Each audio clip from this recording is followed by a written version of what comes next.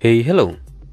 Balik lagi di channel Spoiler Moon dan kita akan lanjutkan lagi kisah hidup Tuan Muda Yun. Di part sebelumnya, sosok Dijun, salah satu iblis yang pernah Yun Xiao temui kalau di chapter komik itu di chapter 385, telah menunjukkan diri di bekas reruntuhan kota Songyue. Lalu, di akhir part kemarin, Suan Yuntang juga sempat menunjukkan pecahan sebuah senjata yang rupanya itu adalah bagian dari senjata yang dimiliki oleh Dijun. Tampaknya part kali ini akan menjadi cerita di mana Suan Yutang bertarung dengan Dijun. Mari kita cari tahu saja kelanjutan kisah hidup Tuan Muda Yun di part 34. Setelah mendengar perkataan Suan Yutang, ekspresi gembira Dijun tiba-tiba menghilang. Wajahnya berubah menjadi dingin dan dia berkata, "Apa yang baru saja kau katakan? Aku tidak mendengarnya dengan jelas."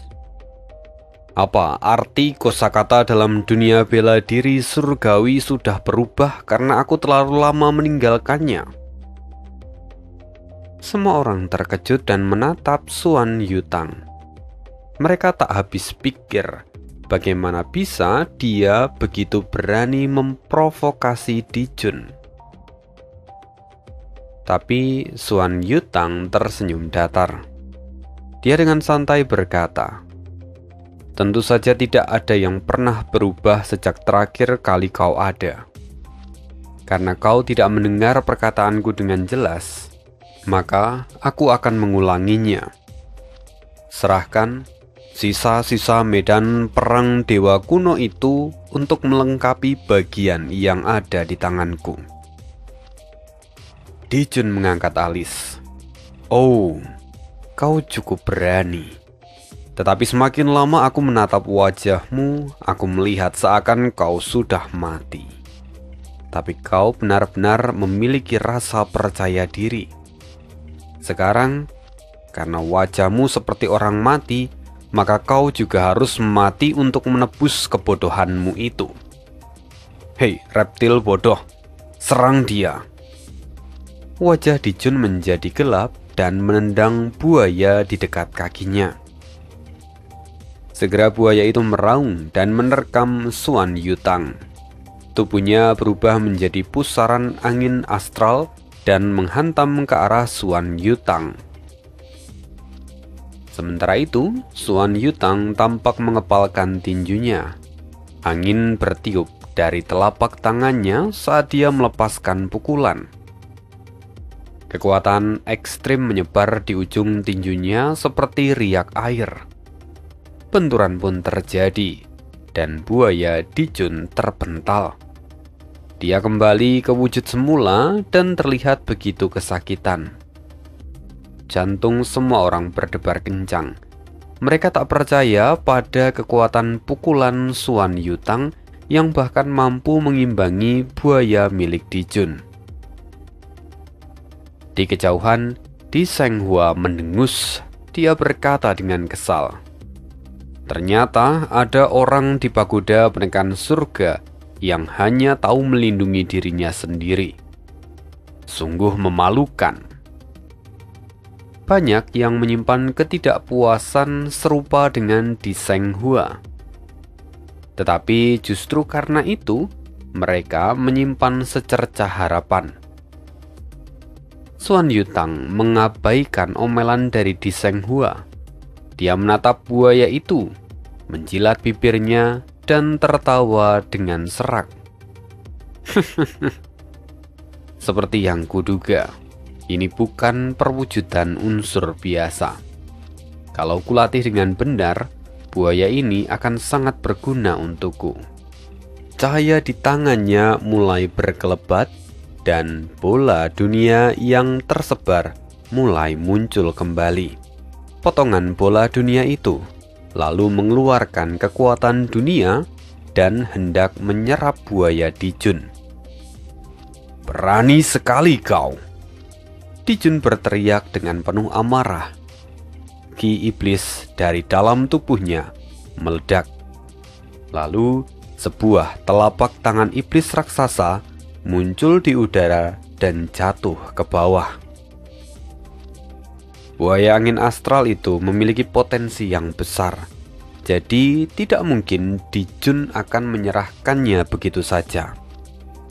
Ho, sungguh telapak tangan yang kuat. Wajah Suan Yutang tampak santai melihatnya. Kemudian, awan ungu muncul di telapak tangannya dan membentuk simbol aneh yang seketika menyebar. Ki ungu membungkus seluruh tubuhnya. Dia juga melepaskan pukulan ke arah telapak tangan iblis Dijun. Keduanya berbenturan dan mengakibatkan ledakan yang begitu mengerikan. Kedua kekuatan itu tampak imbang untuk beberapa saat. Namun, setelah beberapa waktu, telapak tangan Suan Yutang akhirnya runtuh. Suan Yutang terkejut karena kekuatan Dijun ternyata berada di luar dugaannya. Dengan segera Suan Yutang menghindari serangan itu. Ledakan pun terjadi tepat di tanah tempat berdirinya Suan Yutang. Namun telapak tangan iblis itu tidak menghilang begitu saja. Telapak tangan itu menggembun menjadi bayangan hitam dan kemudian menghantam bola dunia yang tersebar. Telapak tangan iblis itu berubah menjadi cakar. Dia mencengkram dari kejauhan dan mencoba menangkap semua bola dunia yang tersebar milik Suan Yutang.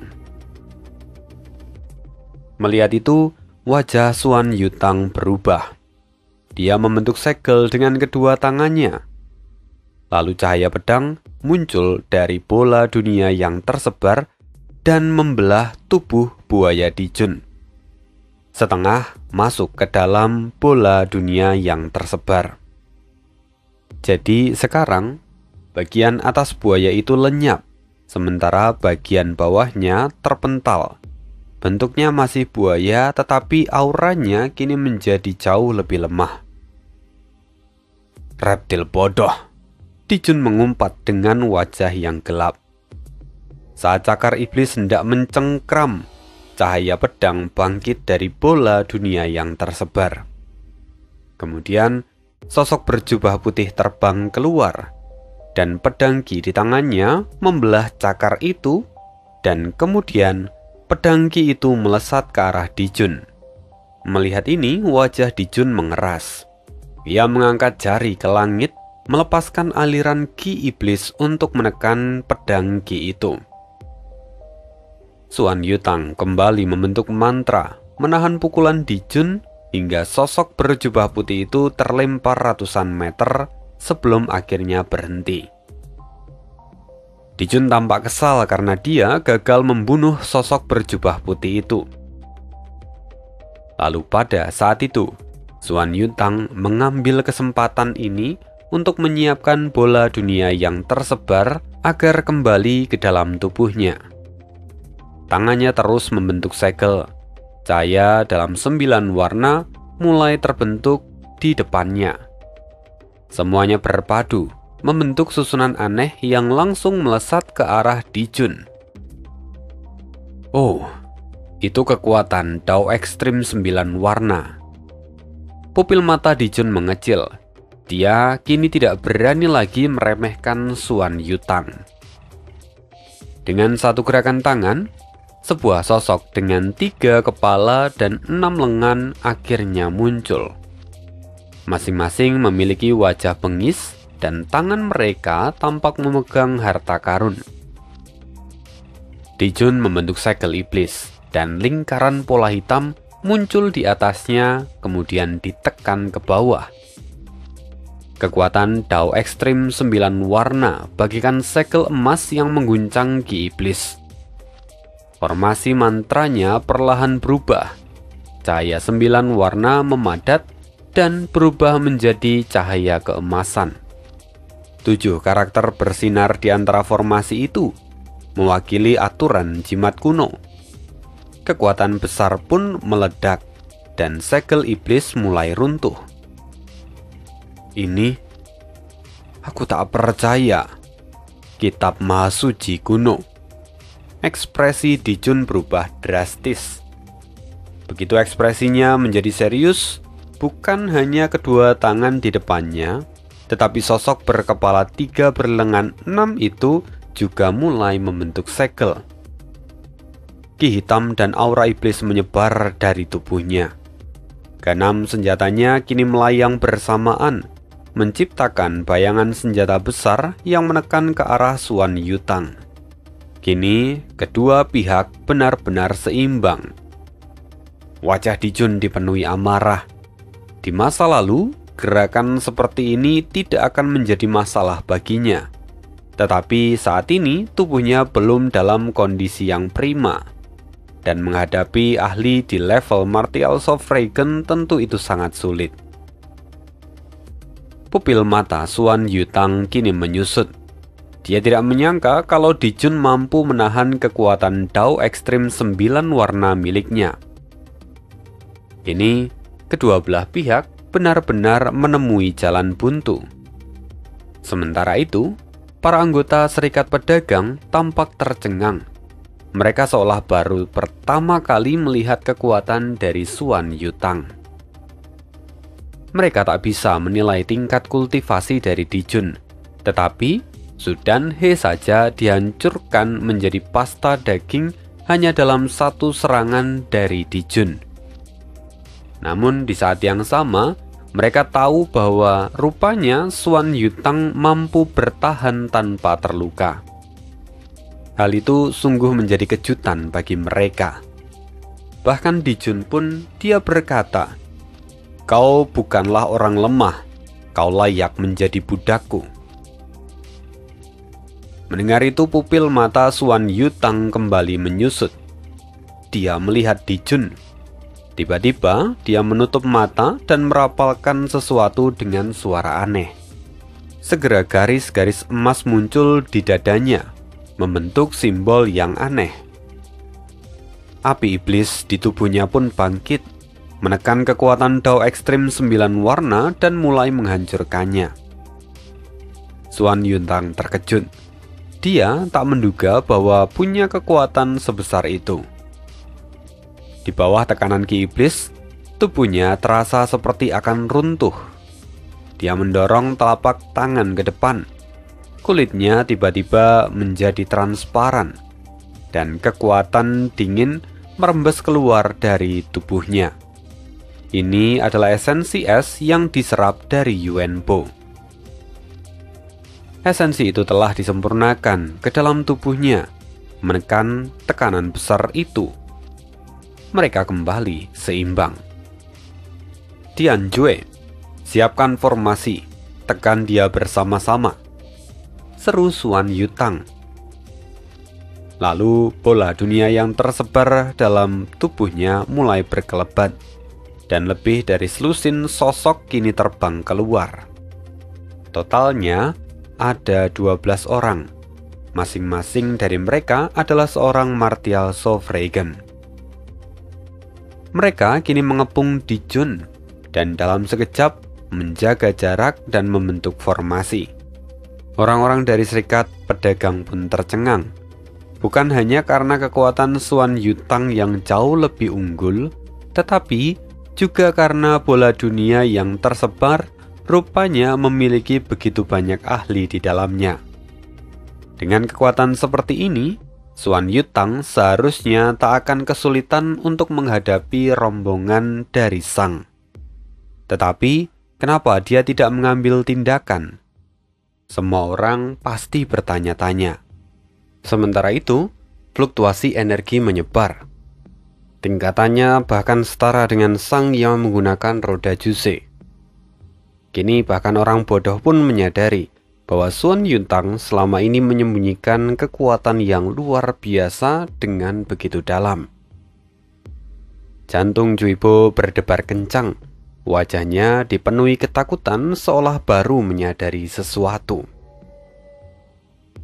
Tian Jue alias sosok berjubah putih, dia menghunus pedangnya dan berteriak, "Siapkan formasi!" Di antara 12 orang lainnya, 2 di antaranya adalah orang yang sebelumnya mengejar jiwa es Yuenbo. Mereka semua memegang pedang tingkat 9, berdiri di posisi masing-masing dan melancarkan teknik pedang. Serangan gabungan mereka menciptakan kekuatan mengerikan yang dapat membelah langit dan membentuk terowongan hitam yang panjang. Ekspresi Dijun berubah drastis, diselimuti dengan keterkejutan dan amarah. 2 wajah tambahan miliknya memperlihatkan ekspresi ganas. Mereka menyemburkan kabut hitam dan medan perang dewa kuno muncul dari wujud 3 kepala serta 6 lengan untuk menekan terowongan hitam itu. Medan perang itu belum pulih sepenuhnya, dan sebenarnya Dijun tidak ingin menggunakannya dalam pertempuran. Tapi kekuatan Xuan Yutang benar-benar di luar dugaannya. Kini, seiring berjalannya waktu, kekuatan dari sosok 3 kepala itu menjadi semakin besar, dan di saat yang sama, kekuatan di tubuh Dijun pun terus melonjak, seakan tanpa ada batas. Keenam senjatanya memadat, dan tekanan mulai menjadi berat sebelah. Keadaan perlahan dikendalikan oleh Dijun. Segala macam kekuatan yang kacau bertabrakan. Sebagian bahkan menghantam tanah dan menimbulkan gelombang kejut besar yang mengejutkan semua anggota dari Serikat Pedagang. Bahaya mengancam semua orang. Tidak ada yang berani bergerak. Ekspresi Xuan Yutang menjadi semakin jelek. Wajahnya yang pucat kini terdistorsi dan mulai mengelupas sedikit demi sedikit. Sebelum Dijun bertindak, ia merasa sangat percaya diri berdasarkan jarak dan kekuatan mereka. Tapi peningkatan kedua dari kekuatan Dijun telah membuat Xuan Yutang terkejut. Dijun menatap wajah Xuan Yutang, yang mana kini mulai berubah bentuk. Dan ketiga wajahnya memperlihatkan senyum dingin yang menyeramkan. Aku akan mengubahmu menjadi mayat kering. Tubuhmu cukup bagus, terutama sumsum tulangmu. Sepertinya kau mengolah teknik kultivasi tingkat tinggi. Namun saat ia tenggelam dalam kesenangan, ekspresi Dijun mendadak berubah. Seolah ia merasakan sesuatu yang memicu kemarahannya. Ia mendongak dan meraung. "Bajingan, di mana kau? Berani-beraninya kau mengkhianatiku. Jika aku bertemu denganmu nanti, kupastikan kau akan mati dengan mengenaskan." Xuan Yutang terkejut. Kekuatan dari Dijun tiba-tiba menurun drastis. Melihat ini, mata Xuan Yutang berbinar. Dengan satu segel tangan, 7 kitab suci kuno berubah formasi. Cahaya dao ekstrim 9 warna langsung berubah. Dan kini cahaya putih menerobos pertahanan Dijun dan menghantamnya. Ki iblis di depan Xuan Yutang menghilang dengan cepat. Kini Dijun meraung marah. Tetapi tampaknya dia tak punya waktu untuk melawan. Ia berjuang dengan penuh amarah. Xuan Yutang tidak melanjutkan serangan. Ia langsung berbalik. Dia menuju medan perang dewa kuno. Tujuannya jelas. Dia ingin menguasai senjata tingkat transenden ini. Karena kondisi Dijun berubah mendadak dan medan perang dewa kuno menjadi tak stabil, Xuan Yutang memanfaatkan ini dengan menggunakan tekanan dari formasi pedang Tianjue dan para ahli yang lain. Medan perang mundur dengan cepat. Dunia di sekitar menara pun menyusut tajam dan mulai runtuh. Namamu medan perang dewa kuno. Mulai hari ini akulah tuan barumu. Xuan Yutang tertawa dengan keras sambil membentuk segel dan meraih medan perang itu. Kekuatan familiar mengalir ke dalam tubuhnya, sama seperti saat bola dunia yang tersebar ia taklukkan. Kekuatan itu terasa begitu nyaman dan menggairahkan. Namun, cahaya iblis mendadak muncul dari medan perang dewa kuno yang kemudian mengguncang kesadaran Xuan Yutang. Ekspresinya berubah dingin. Segel Matrix Mo. Xuan Yutang mendengus dan mulai memurnikannya. Di saat yang sama, dia melirik ke arah Dijun yang kini tengah mengamuk. Fluktuasi kekuatannya menjadi tak stabil. Dengan suara dingin, dia memerintah, "Bunuh dia saat dia melemah." "Baik tuanku," jawab Tianjue dan 12 orang lainnya. Belasan cahaya pedang melesat di udara dan menebas tubuh Dijun. Ki iblisnya runtuh dan sosok berkepala 3 dan berlengan 6 mulai menghilang. Namun Tianjue dan yang lainnya mengernyit. Dijun tetap tidak bereaksi terhadap serangan mereka, seolah-olah dia membiarkan dirinya untuk dibantai. Kini Dijun hanya memegang kepalanya dan meraung, matanya memancarkan kemarahan. Lalu di saat yang sama, di aula megah puluhan ribu kilometer jauhnya dari lokasi Dijun, sejumlah kultivator kini berdiri dengan hikmat.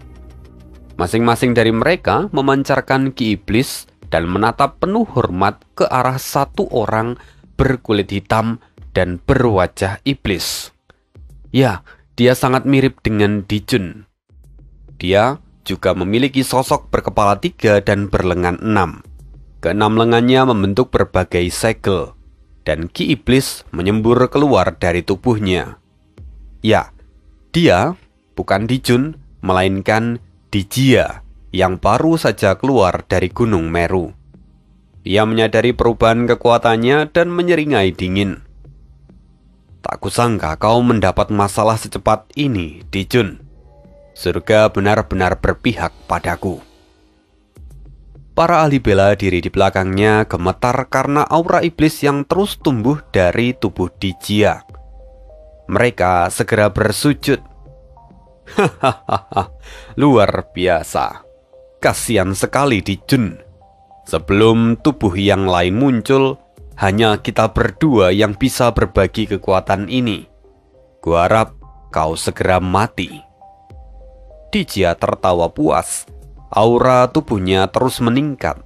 Ia merasakan Dijun kini dalam kesulitan dan dia langsung menarik kekuatan dan koneksi mereka. Sementara itu, kembali ke wilayah kota Songjue. Di sana Dijun meraung. Ia merasakan kekuatan iblisnya terus mengalir keluar. Belasan ahli kini mengejarnya. Di kejauhan, Xuan Yutang masih berusaha menyempurnakan medan perang dewa kuno. Hal itu membuat Dijun benar-benar marah. "Ah, Dijia, kau akan mati dengan cara yang sangat menyedihkan." Dijun meraung gila. Kedua tubuh mereka berusaha berebut kekuatan ini. Dan di tengah keputusasaan itu, tiba-tiba pupil mata Dijun menyempit. Wajahnya perlahan berubah dan seringai muncul di wajahnya. Energi iblis tiba-tiba mengalir deras ke dalam tubuhnya dan kekuatannya ikut pulih. "Ini pagoda Kasaya?" Hati Dijun bergetar.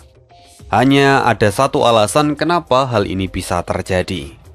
Sosok Dharma berkepala 3 dan berlengan 6 yang tadi hampir lenyap tiba-tiba memadat. Keenam lengannya mengumpulkan kekuatan luar biasa. Sebagian membentuk segel dan sebagian menghunus pedang. Kemudian sebagian lagi tampak mengepalkan tangan. Dalam sekejap, kekuatan mereka meledak bersama. Gelombang ki iblis meledak di antara puluhan ribu sinar pedang. Api membumbung tinggi ke angkasa. Apa yang terjadi? Tianjue dan yang lainnya terkejut. Satu serangan itu menghancurkan semua aura pedang mereka, dan ke-13 orang itu terpental ratusan meter. Mereka semua menderita luka dalam. Namun, Dijun tidak mengejar mereka.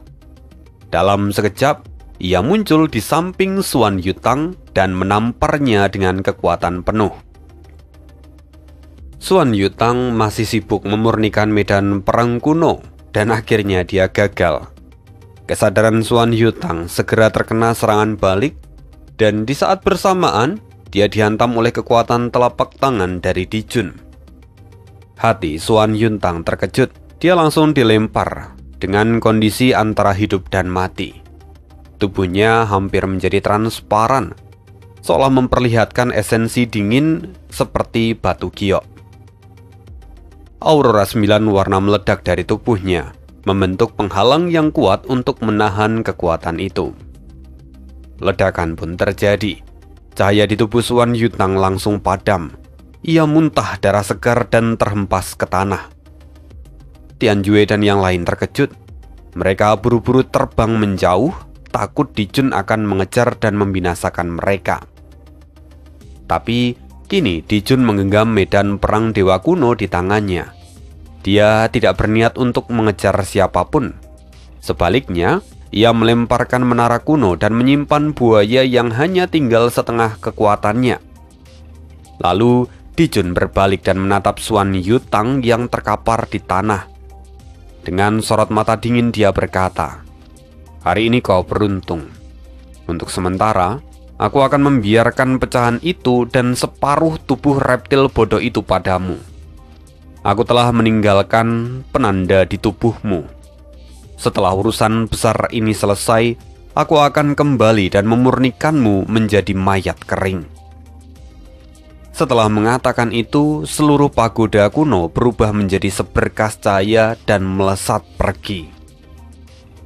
Sementara itu, Dijia yang berada jauh di sebuah aula terlihat terkejut dan marah.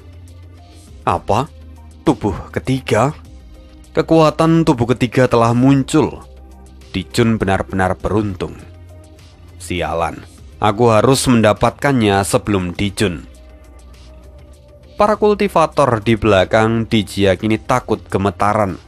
Wajah Dijia tampak suram, dan ia segera berubah menjadi seberkas cahaya lalu menghilang dari aula itu. Kembali ke kota Songyue, kini tempat itu telah menjadi puing-puing. Sejauh mata memandang, yang terlihat hanyalah bebatuan yang sudah hancur berserakan dalam keheningan yang mencekam. Tuan, Tianjue dan yang lain turun dari langit dan menemukan tanda hitam di tubuh Xuan Yutang. Tanda-tanda itu menyebar dengan cepat, dan itu jelas adalah tanda dari Ki Iblis. Xuan Yutang menggertakkan gigi dan menggelengkan kepala. Aku baik-baik saja. Ki Iblis ini memang merepotkan, tetapi tak perlu dikhawatirkan. Perubahan terakhir tadi benar-benar aneh. Aku tidak tahu asal-usul dari sosok ini. Jadi kita harus berhati-hati jika bertemu dengannya lagi di masa depan.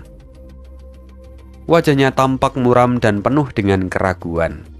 Ia sudah mengerahkan seluruh kekuatannya, tetapi dia tetap gagal mendapatkan medan perang dewa kuno. Satu-satunya hasil hanyalah setengah dari kekuatan buaya angin astral. Lalu setelah menahan lukanya, Xuan Yutang perlahan menatap anggota serikat pedagang yang ada di sekitarnya. Kini semua orang memandang dia seolah melihat orang asing.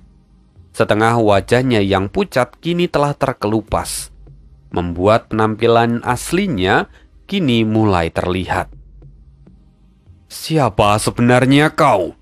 Ren Guangsen merasakan hawa dingin menjalari telapak tangannya. Mata Xuan Yutang kini tampak kosong. Dia seolah tak menyimpan emosi apapun. Sementara Cuibo yang sedang memulihkan diri di kejauhan, dia berkata, "Rupanya itu adalah kau. Aku benar-benar tak menyangka bahwa kau menyembunyikan diri begitu dalam. Orang yang mengendalikan ujung emas dan cahaya perak, memimpin kamar dagang Tian Yuan, Ding San." Tianjue adalah nama pemimpin ujung emas dan cahaya perak. Saat itulah Cuibo menyadari bahwa Xuan Yutang sebenarnya adalah Ding San. Sebelum dia menghilang, sosok Tianjue adalah tokoh terkenal di dalam serikat pedagang. Jadi tentu saja Cuibo mengetahuinya. Meskipun dari sebagian orang yang ada di sana telah menduga hal ini, mereka tetap terkejut ketika mendengar langsung pernyataan itu dari mulut Cuibo. Siapa yang tak kenal Ding San? Dia adalah salah satu dari 7 pemimpin besar kamar dagang. Walaupun sudah lama dia menghilang dan dilupakan, tak seorang pun menduga bahwa saat mereka bertemu kembali itu terjadi dalam situasi seperti ini. Ditambah lagi, kekuatan yang ditunjukkan oleh Ding San benar-benar membuat semua orang terguncang. Tak heran kau begitu pendiam. Kalau kau terlalu banyak bergaul dengan kami, statusmu bisa terancam. Apakah kau yang membunuh Tetua Xuan? Atau jangan-jangan sejak awal Tetua Xuan adalah dirimu sendiri? Kata Cuibo dengan getir. Ding San tak perlu lagi berpura-pura. Lilin kuning di wajahnya kini mencair, menyingkap wajahnya yang kurus dan halus. Tubuhnya pun berubah menjadi jauh lebih ramping. Ding San tampak menyeringai. Dia berkata, "Menurutmu sendiri bagaimana?" Mendengar itu, semua orang tampak masam. "Kenapa? Dengan kekuatan sebesar itu, kau seharusnya bisa membunuh para iblis sialan itu. Tetapi kenapa kau justru membiarkan kota Songyue ini hancur total? Ada lebih dari 300.000 orang yang tewas karena keegoisanmu. Bukankah kau adalah bagian dari serikat pedagang? Tetapi kenapa kau justru membiarkan hancur di depan matamu?" Ren Guangzhen meraung dengan penuh amarah. Tapi Ding San mencibir. Serikat pedagang? Apa yang disebut serikat pedagang itu tidak lebih dari mainan 4 liga inti. Aliansi yang kuinginkan adalah milik perusahaan dagang Tianyuan, bukan milik 4 liga inti. Kalau itu bukan milikku, lantas untuk apa aku mempertahankannya? Hidup dan mati orang-orang dari serikat pedagang tidak ada hubungannya denganku. Sialan, ambisimu terlalu besar. Sayang sekali, meskipun kota Songyue hancur, kau tetap tak akan bisa memimpin serikat pedagang, kata Ren Guangzhen yang tampak menggertakkan gigi. Tianjue tiba-tiba menyela. "Tuan, tempat ini terlalu kacau. Lebih baik kita bunuh saja mereka semua dan pergi." "Tidak, tunggu. Orang-orang ini cukup kuat dan punya status yang tinggi. Mereka mungkin akan berguna untuk kita di masa depan. Biarkan mereka hidup. Kalian, ini penawaran terakhir dariku. Apakah kalian mau ikut denganku atau tidak? Kita akan menyambut era baru bersama-sama kalau kalian ikut bersamaku," kata Ding San. Semua orang terdiam. Tak ada yang berani bergerak setelah menyaksikan kekuatan dari Ding San sebelumnya. Ditambah lagi, teman, keluarga, dan semua usaha mereka telah hancur menjadi puing-puing bersama dengan kota Songyue. Tentu mereka tidak akan mau mendengarkan perkataan Ding San. Namun sebelum mereka memberikan jawaban, Ding San menyedot mereka semua menggunakan bola dunia yang ada di tangannya. Mereka semua masuk ke dalam.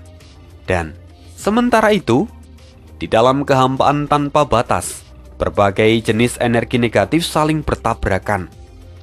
Ini adalah situasi di dalam celah spasial yang juga dikenal sebagai tanah kematian abadi. Kegelapan yang tak berujung membentang begitu luas. Dan di tengah kegelapan itu, monumen dewa melayang tanpa arah. Yao Long tampak mengamati sekeliling dengan waspada. Dia berusaha menemukan celah untuk kembali ke benua bela diri surgawi. Kalau tidak, maka ia bisa lenyap selama-lamanya di dalam kehampaan. Setelah berjalan untuk waktu yang lama, tiba-tiba pupil mata Yao Long mengecil. Dia melihat di depan sana ada gumpalan energi besar yang perlahan terkondensasi. Itu adalah kumpulan partikel kehampaan. Kalau dalam jumlah sedikit, tentu partikel kehampaan tidak menjadi masalah. Tetapi ketika dia berkumpul dalam jumlah besar, maka partikel ini akan sangat berbahaya. Gumpalan partikel kehampaan itu terus membesar dan tampak akan segera meledak. Konon, kekuatannya begitu mengerikan, dan ledakan seperti ini konon katanya akan menjadi sumber utama dari energi kehampaan. Yaolong hampir putus asa. Ia bergumam, apakah kali ini kami benar-benar tidak bisa lolos? Kekuatan Yun Xiao kian memudar. Hidup dan matinya tak lagi diketahui. Biarlah takdir yang menentukan. Ledakan sebesar itu bahkan mungkin bisa membuka celah. Tetapi aku tak yakin apakah monumen dewa ini bisa menahannya atau tidak. Cahaya di tubuh Yaolong kian redup. Ia menatap awan energi dengan pasrah sebelum akhirnya memutuskan untuk masuk ke dalam monumen dewa. Dia sudah kehilangan kekuatan untuk mencari jalan keluar. Beberapa saat kemudian, ledakan dahsyat terjadi, dan awan energi itu meledak. Kekuatan dahsyat terpancar ke segala arah. Monumen dewa yang sebelumnya melayang tanpa arah langsung terpental jauh dalam kehampaan setelah dihantam oleh gelombang energi itu. Lalu di dalam monumen dewa, meskipun dihantam oleh energi yang begitu besar, mereka semua yang ada di sana tidak merasakan guncangan apapun. Kini, orang-orang telah berkumpul di Gunung Ins dengan wajah gelisah. Mereka menanti kabar dari Yun Xiao. Di sana Yuan Gaohan terlihat serius. Setelah sekian lama, ia berkata dengan pelan, "Dengan luka berat ini, mustahil dia bisa bertahan. Yang menopangnya sejauh ini hanyalah tekad. Jika ada yang ingin kalian sampaikan, segeralah katakan padanya." "Apa? Hei orang tua, apa maksudmu? Bukankah kau kepala Departemen Spiritualitas di wilayah suci? Jangan buat aku menamparmu sampai mati," kata Shao Huang Haolian yang meraung dengan penuh amarah. Mendengar itu, Yuan Gaohan berkata, "Lakukan sesukamu. Tapi bahkan jika kau membunuhku, aku tetap tak bisa menyelamatkannya. Kalau kita ada di wilayah suci atau laut pembentukan jiwa, mungkin masih ada harapan dengan bantuan alkemis tingkat 9. Tapi aku baru berada di tingkat 8. Aku tak berdaya untuk hal ini." Ekspresi Yuan Gaohan tampak berat. Dia pun merasa tak enak. Pernyataan dari Yuan Gaohan seakan menjadi vonis mati bagi Yun Xiao. Semua orang terpukul. Ding Ling Er bahkan menangis terseduh-seduh dan memohon supaya Yuan Gaohan membantunya apapun yang terjadi.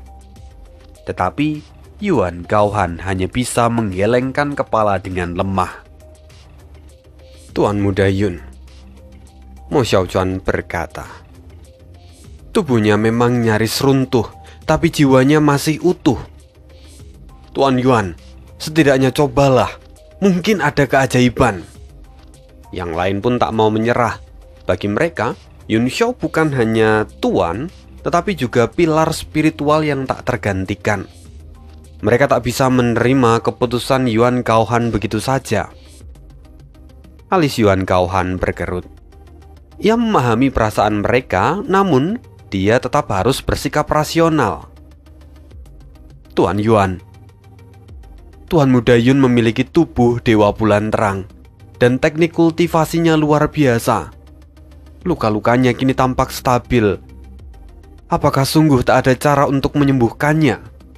kata Yun Sang pelan. "Apa? Tubuh Dewa Bulan Terang?" Yuan Gaohan sedikit terkejut. Ia segera mendekat dan memeriksa Yun Xiao lebih cermat lagi. Awalnya aku pikir Tuan Muda Yun hanya bertahan dengan tekad, tetapi ternyata Dia memiliki energi dari tubuh dewanya yang mana itu sangat membantu. Tubuh dewa bulan terang ini belum pernah kudengar sebelumnya, tapi dia mungkin punya potensi yang lebih. Kabar ini tentu membuat semua orang lega. Sao Huang Haolian berkata, "Tuan Yuan, mohon lakukan yang terbaik. Lagi pula Tuan Muda Yun masih punya banyak pil roh kelas tinggi dari Serikat Pedagang. Mungkin itu bisa membantunya." Yuan Gaohan menggelengkan kepala. Pil yang terlalu kuat belum tentu baik baginya. Mari kita lihat apakah tubuh dewanya bisa menahan semua itu dalam beberapa hari. Kalau dia bisa bertahan, mungkin masih ada peluang. Tetapi kalau tidak, bahkan para dewa pun tak akan bisa menolongnya. Kata-kata Yuan Gaohan kembali menyiramkan air dingin ke hati semua orang. Lalu tiba-tiba terdengar suara. Siapa yang bilang aku tak bisa diselamatkan? Semua orang tercengang. Mereka mendengar kata-kata dari Yun Xiao dan segera mengalihkan pandangan mereka.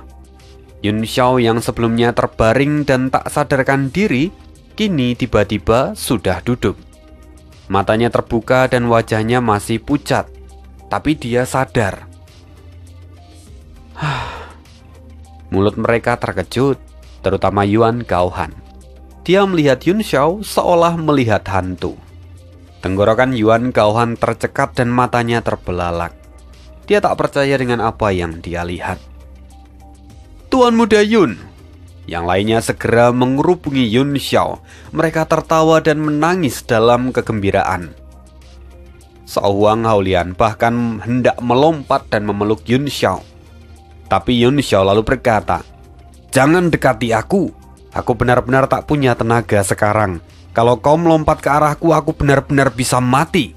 Tubuh kekar Sao Huang Haolian tiba-tiba terlempar oleh tendangan Mo Xiaochuan. "Babi, kendalikan dirimu," umpat Mo Xiaochuan. "Tuan Muda Yun, Anda baik-baik saja.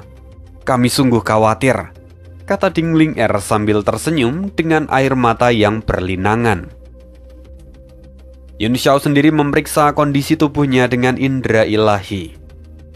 Kerutan di dahinya semakin dalam. Akhirnya dia menghela nafas dan berkata dengan senyum getir, "Kupikir keadaanku juga tidak terlalu buruk. Tetapi ternyata tubuhku telah runtuh, dan pondasi jiwaku pun rusak. Kalau bukan karena Yaolong yang kembali ke tubuhku dan merangsang kesadaranku, mungkin aku tak akan pernah bisa bangun lagi." Itu benar-benar berbahaya. Yun Sang pun cemas. Hati semua orang kembali tenggelam. Yun Xiao mengangguk pelan. "Seperti yang dikatakan Tuan Yuan, jika aku bisa bertahan 3 hari dan membiarkan tubuh ilahi ini pulih, aku akan selamat dan aku bahkan bisa memasuki tahap pemulihan. Tapi jika gagal, maka tubuhku bisa runtuh kapan saja dan jiwaku akan lenyap." "Apa? Apakah ini seserius itu?" Wajah Mo Xiaochuan kembali suram. Meski dia sempat merasa lega karena kekagumannya terhadap Gu Feiyang, tetapi kini hatinya kembali diliputi oleh rasa cemas.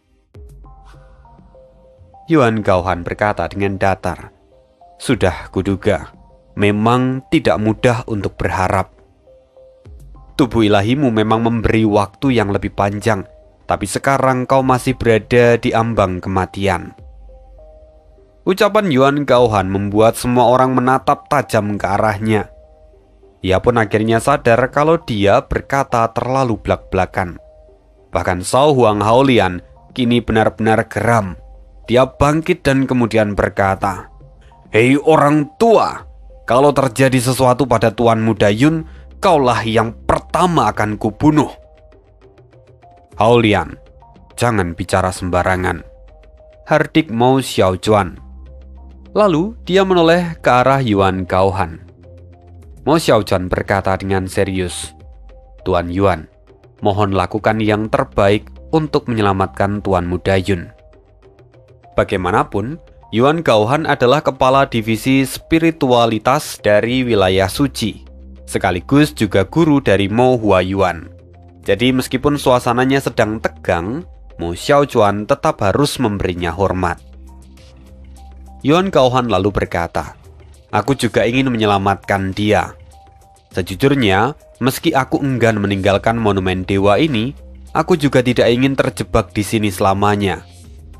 Jika Yun Xiao mati, tidak ada yang akan mengendalikan hukum di dalam monumen dewa ini.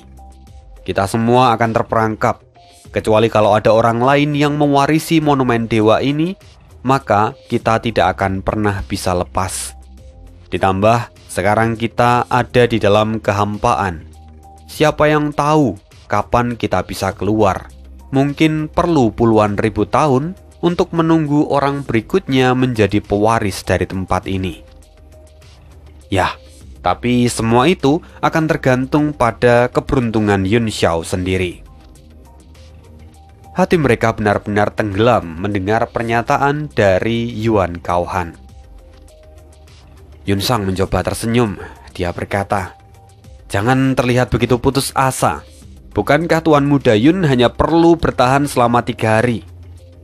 Bukankah itu tidak sulit baginya? Benar kan, Tuan Muda Yun?"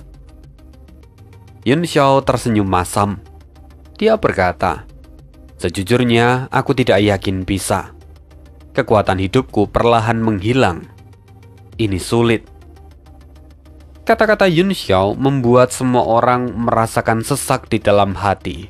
Air mata mereka mengalir, dan Yun Sang pun menangis terseduh. "Kenapa kamu kehilangan keyakinanmu seperti ini? Apa kau masih Li Yun Xiao yang kukenal sebelumnya?" Melihat tangisan yang begitu tulus, Yun Xiao tersenyum. Lalu Mo Xiaochuan dengan cepat bertanya, "Tuan Muda Yun, apakah tidak ada cara yang bisa dilakukan?" Yun Xiao menjawab, "Ada 2 cara yang bisa kugunakan untuk menyelamatkan diri. Tapi aku masih menimbang mana yang harus kupilih." Semua orang tentu terkejut dan langsung mendengarkan Yun Xiao lagi. Mo Xiaochuan bertanya, "Yang mana yang peluangnya lebih besar?" Yun Xiao tersenyum tipis. "Kalau menilai dari keberhasilannya, aku cukup yakin. Pertama, saat pohon Dewa Kunwu terlahir kembali, ia berjanji akan memberiku seberkas ki surga Tianyi. Dengan itu, aku bisa membentuk kembali tubuh fisikku. Tubuh ilahiku akan meningkat dengan pesat setelahnya, dan basis kultivasiku bahkan akan menembus tingkat martial supreme." "Ki surga Tianyi?" Yuan Gaohan berseru tak percaya. Ki surga Tianyi adalah ki yang dapat memelihara seluruh makhluk hidup saat dunia baru tercipta. Alam bela diri surgawi sudah ada selama jutaan atau bahkan mungkin miliaran tahun. Mana mungkin sesuatu seperti itu masih ada? Cao Huang Haolian juga terkejut. "Aku pernah mendengar tentang hal ini. Bahkan tanah yang hidup pun terbentuk setelah diberi nutrisi oleh ki surga Tianyi. Mustahil pohon Dewa Kunwu menyimpan harta seagung ini. Tapi kalau memang itu benar, aku akan menghajar pohon itu dan membiarkan Tuan Muda Yun menelan ki itu mentah-mentah." Mendengar kesungguhan muridnya, Yun Xiao tersenyum. Lalu dia menggelengkan kepala dan berkata, "Menyerap benda sesuci dan seagung itu dengan kultivasiku sekarang, itu akan sia-sia walaupun aku bisa selamat. Jadi, aku akan menjadikan ini sebagai opsi sampingan. Aku masih memiliki 1 opsi yang tersisa. Jika ini masih tidak berhasil, maka aku akan kembali kepada opsi sebelumnya." Setelah Yun Xiao mengatakan itu, dia memandang Luo Yun Sang. "Yun Sang, kamu masih ingat hutan nyanyian cahaya? Saat di mana tubuh kita saling membantu." Wajah Yun Sang langsung memerah. Bagaimana mungkin dia melupakan momen saat tubuh ilahi mereka saling menyatu? Indra spiritual mereka berbaur dan hati mereka terhubung erat. Yun Sang mengangguk dengan malu. Dia tak berani menatap Yun Xiao. Sikap Yun Sang menarik perhatian semua orang dan membuat suasana di sana menjadi sedikit aneh. Semua orang seolah memahami sesuatu dan menganggukkan kepala dengan pelan dengan ekspresi yang tak bisa dijelaskan. Sao Huang Haolian bahkan bertepuk tangan. Aku mengerti sekarang. Ini teknik mengumpulkan yin untuk melengkapi yang. Konon jika seorang laki-laki menyerap ki primordial dan yin ki dari seorang wanita, tubuhnya akan diperkuat. Jika dilakukan terus-menerus, dia bahkan bisa menembus puncak seni bela diri. Haolian, jangan bicara sembarangan, kata Yun Sang dengan wajah yang kini menjadi merah padam hingga ke telinga. Yun Xiao pun tampak kesal. Pikiranmu selalu saja kotor. Ini hanyalah proses di mana tubuh dewa kami saling merespon dan mencapai kondisi simbiosis spiritual, sehingga kami dapat saling memperbaiki tubuh kami. Aku hanya akan meminjam tubuh dewa 9 yang milik Yun Sang untuk memulihkan tubuh dewa bulan terangku yang rusak. Mendengar itu, Mo Xiaochuan pun ikut terbatuk. Ya, tentu saja Tuan Muda Yun memang bukan orang seperti itu. Ayo, kita semua keluar dulu. Jangan sampai ada yang mengganggu proses penyerapan. Maksudku kultivasi Tuan Muda Yun. Yuan Gaohan pun terkejut. Ia memandangi Yun Sang. Kau memiliki tubuh Dewa 9 yang? Gu Qingqing juga memilikinya. Aku pernah mendengar tentang resonansi antar dua tubuh dewa, tetapi aku tak pernah melihat kasus seperti ini. Memang sangat langka, tapi mungkin ini bisa menjadi rangsangan untuk potensi tubuhmu juga. Mendengar itu Ding Ling Er sedikit masam. Namun, dia tetap peduli dengan Yun Xiao, jadi dia berkata, kalau begitu, kita tak bisa menundanya. Apakah ada yang perlu kami bantu, Tuan Muda Yun? Tidak ada. Aku hanya butuh kerjasama dari Yun Sang, jawabnya. Kalau begitu, aku serahkan Tuan Muda Yun padamu, saudari Yun Sang, ucap Ding Ling Er sambil tersenyum. Dia menggenggam tangan Yun Sang. Mendengar itu, tubuh Yun Sang bergetar. Dia menjawab dengan gugup, saudari Ling Er, jangan khawatir. Aku pasti akan bekerja sama dengan Tuan Muda Yun. Apapun yang dia minta, aku tidak akan menolaknya. Mendengar itu, ekspresi Ding Ling Er semakin masam. Ya, semua orang terdiam seketika, seolah mereka menyadari arti dibalik kata-kata dari Yun Sang. Yun Xiao pun tertegun. Aku tak akan memintamu melakukan apapun. Kalau memang terlalu merepotkan, kamu bahkan bisa mengendalikannya. Yun Sang menyahut dengan cepat. Tidak Tuan Muda Yun, ini sama sekali tidak merepotkan. Ding Ling Er lalu berkata, saudari Yun Sang hanya keceplosan. Hati-hati, kalau niat burukmu terlalu mencolok, kami mungkin tidak akan tinggal diam. Mendengar itu, Yun Sang sadar bahwa dia telah salah bicara, dan wajahnya pun kini memerah. Oke, kami keluar, ayo keluar, kata Sao Huang Haolian sambil tertawa. Biarkan Tuan Muda Yun yang akan mencabut. Maksudku menyalurkan esensinya. Kalau ada yang berani mengganggu, akulah orang pertama yang akan mencabut nyawa dari pengganggu itu. Mo Xiaochuan pun terbatuk beberapa kali. Tuan Muda Yun, ya, silahkan berkultivasi, silahkan dinikmati. Kami akan berjaga di luar. Kalau ada yang janggal, tolong beritahu kami. Wajah Yun Xiao dipenuhi keringat. Dia tahu bahwa semakin dia menjelaskan, situasinya akan semakin rumit. Karena para muridnya ini memang agak kurang ajar dan memang sengaja ingin mempermalukan dia. Dan setelah mengetahui bahwa Yun Xiao memiliki cara untuk memulihkan diri, tapi ya semua ini itu hanya bercandaan mereka. Karena setelah mengetahui Yun Xiao memiliki cara untuk memulihkan diri, mereka pun merasa lega. Dan suasana tegang yang semula mereka rasakan kini telah berubah menjadi lebih santai. Tak lama kemudian, semua orang pergi. hingga yang tersisa di sana hanyalah Yun Xiao dan Yun Sang. Meskipun ya di luar suara bisik-bisik mereka masih terdengar cukup jelas. Yun Xiao tampak menghela nafas tak berdaya. Kelompok bajingan tak tahu malu itu benar-benar menjengkelkan. Mereka benar-benar mempermalukanku. Bagaimana bisa aku menjadikan mereka sebagai muridku? Yun Sang pun tampak menunduk dalam-dalam. Dia berkata, "Mereka hanya mengkhawatirkanmu. Begitu tahu kalau kamu bisa pulih, mereka menjadi sangat gembira." Yun Xiao tahu akan semua itu. Dia lalu menatap Yun Sang dan berkata, "Oke, mari abaikan semua omong kosong itu. Sama seperti sebelumnya, tubuh ilahiku akan memandumu untuk memperbaiki tubuhku." "Baik," jawab Yun Sang mengangguk pelan. Sambil tersipu, dia berlutut di hadapan Yun Xiao dan berkata, "Saya siap." "Oke, aku akan mengajarimu satu segel. Segel ini akan memperkuat resonansi di antara kita," kata Yun Xiao.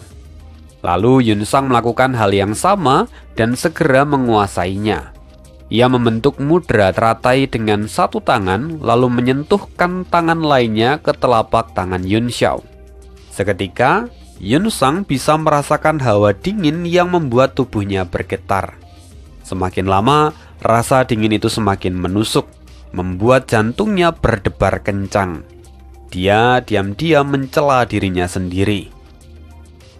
Saat ini nyawa Tuan Muda Yun berada di ujung tanduk. Tetapi bagaimana bisa aku masih memikirkan hal yang tidak-tidak? Kalau sampai terjadi sesuatu pada Tuan Muda Yun, aku tak akan bisa memaafkan diriku sendiri seumur hidup. Setelah itu, Yun Sang menyingkirkan semua gangguan di dalam batinnya. Dia mulai mengalirkan 9 ki asli yang tenang. Yun Xiao sedikit terkejut. Ia tak menyangka kalau Yun Sang bisa memasuki kondisi ini secepat itu. Kecepatan Yun Sang bahkan jauh melebihi ekspektasinya. Rasa hangat terus mengalir dari telapak tangan Yun Sang dan membawa kehangatan ke seluruh tubuhnya yang sekarat. Dan proses itu terus berlangsung. Di saat yang sama, monumen dewa melintasi kehampaan yang tak berujung. Tiba-tiba sebuah retakan muncul di depannya dan tanpa peringatan monumen dewa melesat ke arah retakan itu dan keluar. Langit tiba-tiba berubah menjadi cerah. Kini mereka akhirnya kembali ke alam bela diri surgawi. Tanpa kendali dari Yun Xiao, monumen dewa itu terus jatuh dan akhirnya menghantam tanah. Suara benda jatuh, dentuman keras menyebar ke segala arah. Dan monumen dewa tertancap ke dalam tanah, masuk seperti bor yang melubangi tanah. Tentu, suara keras dari dentuman tadi mengejutkan semua orang. Dan tak lama kemudian, beberapa cahaya melesat keluar dan menatap ke arah lubang hitam yang terlihat tak berdasar. Nah, sekian kisah dari Tuan Muda Yun hari ini. Maaf banget kalau tadi ada beberapa kata atau kalimat yang kepleset-kepleset. Semoga tetap bisa dipahami. Terima kasih, see you again di next video dan bye.